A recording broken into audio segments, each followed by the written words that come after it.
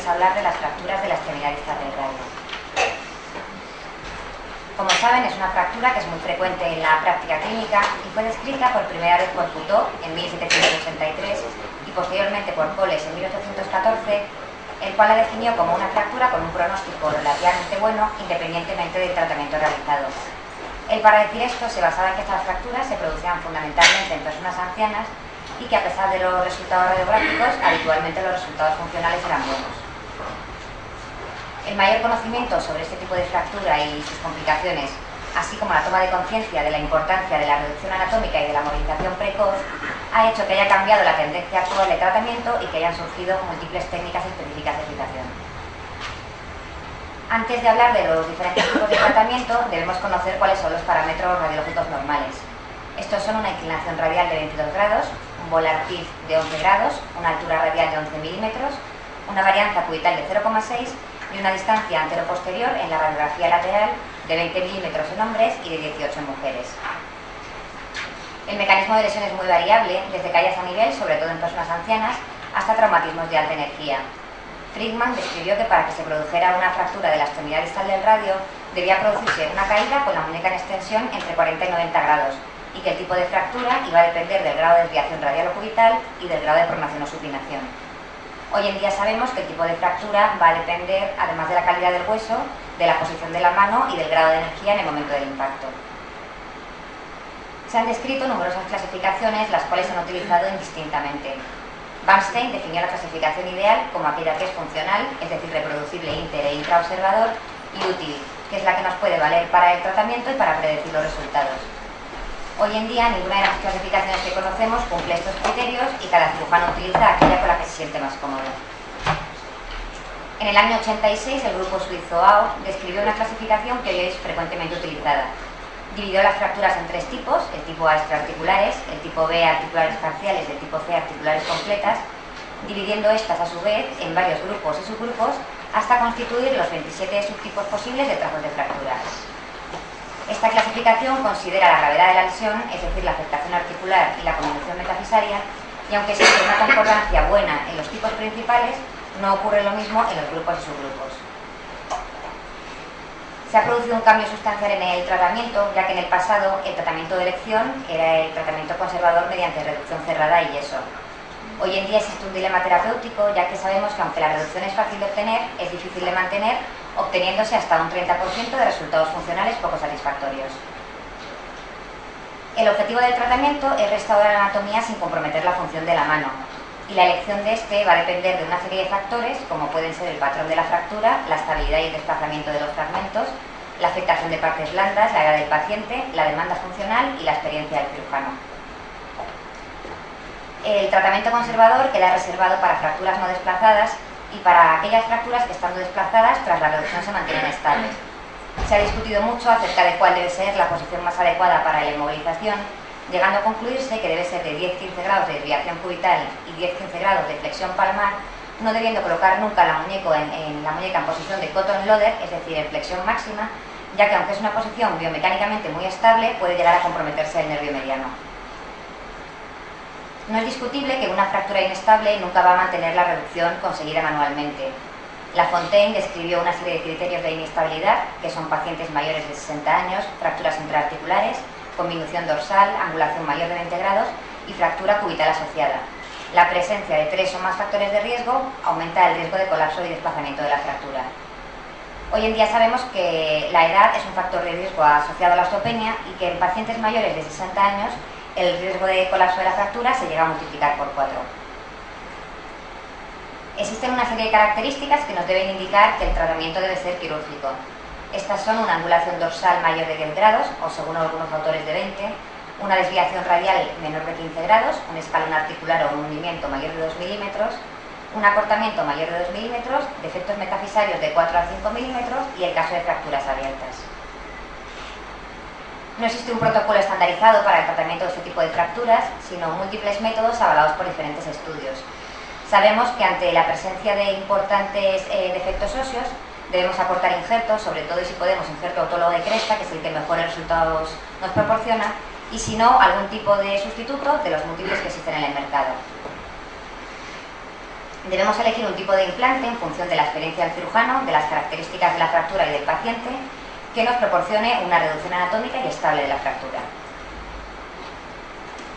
En el caso de la reducción cerrada y agujas percutáneas, sabemos que es una técnica válida, simple, mínimamente invasiva y reproducible. Lickel, en un estudio publicado en el 2006, concluyó que este tipo de fijación está indicada para fracturas extraarticulares inestables, para fracturas intraarticulares tipo C1 y C2, y está contraindicada de manera relativa cuando existe una gran conminución metafisaria en fracturas C3 o intraarticulares multifragmentarias, en fracturas por cizallamiento y en el caso de osteopenia severa. El número de agujas, el tamaño y el modo de inserción va a depender del patrón de la fractura, existiendo así múltiples configuraciones, algunas de ellas menos aceptadas, como pueden ser la inserción únicamente de agujas a través de dos agujas a través de la estiloides radial, ya que parece que esto proporciona menos estabilidad, y otras más aceptadas, como pueden ser la técnica modificada de Kapanji, la inserción de agujas perpendiculares formando una configuración ortogonal o la inserción de agujas cruzadas. Los detractores de esta técnica se apoyan en el número de complicaciones que pueden aparecer con ella, como pueden ser la infección en el lugar de inserción de las agujas, la neuropraxia de la rama sensitiva del radial, la rigidez por inmovilización, la pérdida de reducción o la menor estabilidad en comparación con otro tipo de síntesis. A pesar de estas complicaciones descritas, también existen estudios como el de Lickel, que realizó un estudio en el 2008 retrospectivo de 55 fracturas A2, A3, C1 y C2 de la AO, en el que encontró resultados similares a la muñeca sana contralateral con escasas complicaciones. El yeso bipolar fue descrito por Beller y sabemos que consiste en una reducción mediante tracción más inserción de agujas de Kirchner, unas distales en los metacarpianos y otras proximales en el radio en el cúbito, más la aplicación de un yeso. Aunque están descritos buenos resultados, es una técnica que no está exenta de complicaciones y actualmente no es muy utilizada. Green publicó un estudio en el 75 en el que destacaba la importancia del tamaño de las agujas, que debía ser al menos de 2,3 milímetros, y del periodo de inmovilización, que debía ser de al menos 6-8 semanas para evitar la pérdida de reducción. En el caso de la fijación externa, sabemos que puede utilizarse como tratamiento único o combinado. Existen múltiples fijadores en el mercado, aunque estos pueden dividirse de manera generalizada en los transarticulares o los que puentean la articulación basándose en la ligamento-taxis y los extraarticulares o radioradiales. Sabemos que la ligamento-taxis consiste en la reducción y el mantenimiento de esta mediante la tracción ligamentosa, y aunque proporciona buenos resultados, también están descritas complicaciones como pueden ser la rigidez y el síndrome del dolor regional complejo en el caso de sobredistracción, la pérdida de reducción por la viscoelasticidad de los ligamentos, y que es una técnica que es ineficaz para reducir los fragmentos intraarticulares centrales. La fijación externa transarticular está indicada de manera temporal en el caso de fracturas abiertas y politraumatizados y de manera definitiva en fracturas inestables extraarticulares, fracturas 2 o 3 partes seleccionadas y en fracturas multifragmentarias en combinación con otro tipo de síntesis. Está contraindicada cuando existe inestabilidad radiocubital distal, en el caso de fracturas por cizallamiento tipo Barton o Barton invertido, y en el caso de lesiones de ligamentos carpianos. La fijación externa extraarticular está indicada en fracturas extraarticulares con elevado riesgo de colapso y en fracturas intraarticulares 2 o 3 partes con una buena densidad ósea y una articulación radiocubital estable. Este tipo de fijadores, como no puentean la articulación, nos permiten una movilización precoz con mejores resultados a corto plazo que con los fijadores externos transarticulares, aunque parece que los resultados a largo plazo en la literatura se igualan.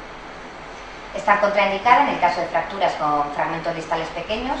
en fracturas marginales, dorsales y volares y cuando existe una gran convolución metafis o diafisaria. Las complicaciones más frecuentemente asociadas a este tipo de síntesis son la infección en el lugar de inserción de los pines, el colapso de la fractura en pacientes osteopénicos, muchas veces al retirar el fijador,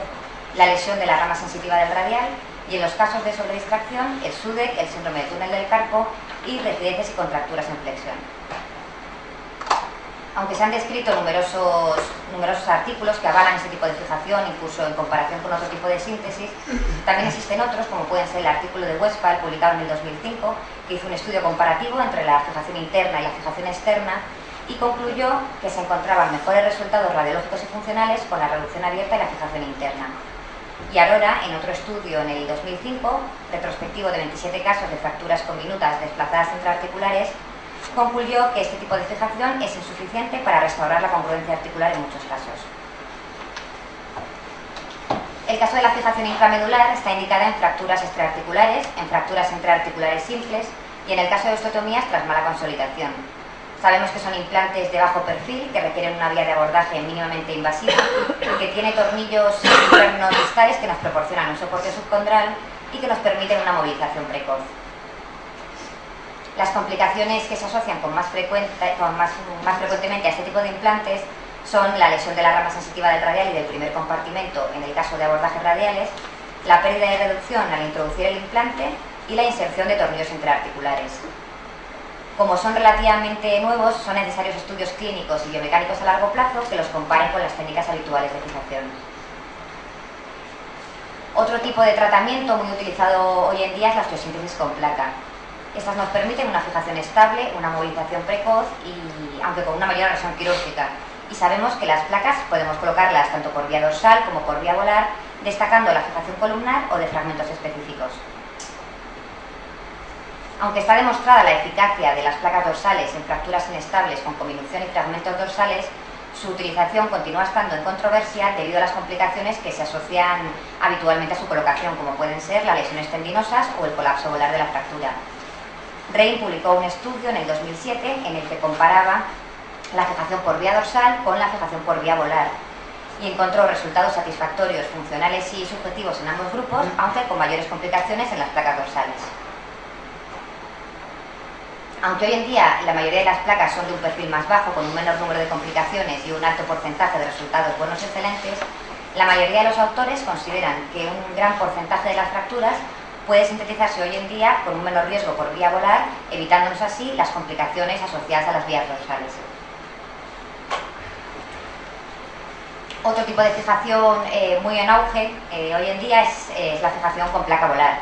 Esta nos permite una fijación estable y una movilización precoz y actualmente la mayoría de los implantes son de ángulo fijo, es decir, con tornillos bloqueados a la placa y tornillos poliaxiales, que son aquellos que están también bloqueados a la placa pero que tienen cierto grado de angulación. Se han publicado diversos estudios que concluyen que es esencial colocar los tornillos distales lo más subcontral posible para obtener una mayor rigidez en la fijación. La mayoría de las placas que tenemos hoy en día en el mercado pues tienen tornillos bloqueados, no bloqueados o pernos distales. Martinó publicó un estudio en el 2008, un estudio biomecánico, en el que comparaba diferentes configuraciones de inserción de tornillos internos distales y concluyó que la utilización de tornillos bloqueados, sobre todo en la región subcontral del fragmento lunar, optimizaba la estabilidad del constructo. Las complicaciones más frecuentemente asociadas a este tipo de fijación pues son la inserción de tornillos intraarticulares, la pérdida de fijación, las maluniones, la protrusión del material y las lesiones tendinosas. Sun, en un estudio publicado en el 2011, un estudio de corte de 594 fracturas, encontró únicamente 27 complicaciones y concluyó que el diseño de la placa y la familiaridad con ella pueden minimizar los riesgos. Nosotros en nuestro hospital solemos utilizar mucho este tipo de síntesis, ya que consideramos que ante el tipo de paciente que tratamos, que son pacientes jóvenes con elevada demanda funcional, creemos que esta nos proporciona una fijación estable, una movilización precoz y una rápida reincorporación laboral. Utilizamos la vía de abordaje estándar, que es la vía del flexor carpis radialis. Incidimos sobre la vaina del tendón, que lo separamos hacia radial para proteger la arteria, e incidimos en el suelo de los flexores, separando los flexores de los dedos del flexor pollicis longus hacia cubital. Nos encontramos posteriormente con el pronador cuadrado, el cual seccionamos de tal manera que si podemos posteriormente se cierre, y desperiostizamos con cuidado todos los fragmentos, prestando especial atención a la estiloide radial, en la que a veces hay que liberar el tendón del brachio radialis y el primer compartimento de manera subperióstica. Una vez reducida la fractura, sintetizamos con agujas de manera temporal y posteriormente colocamos la placa, que nosotros solemos utilizar la placa Coulomb de la casa Fumer, que como os he dicho antes, permite la inserción de tornillos distales bloqueados, no bloqueados o la inserción de pernos. Cerramos el pronador cuadrado si es posible, colocamos un redón y una férula posterior que si la fractura nos ha quedado estable, aproximadamente la dejamos unos 10 días. Otro tipo de fijación son las placas biodegradables. Hay que destacar la placa finlandesa Inion, que está basada en el polímero Inion Optima y que se degrada por hidrólisis a la sexta o novena semana, desapareciendo por completo a los 2 años. Las ventajas de esta técnica es que no requiere extracción del material que podemos moldear la placa durante la cirugía en un recipiente a 70 grados para poder adaptarla mejor al hueso y que podemos realizar resonancias magnéticas sin obtener los artefactos que suelen aparecer habitualmente con las placas metálicas.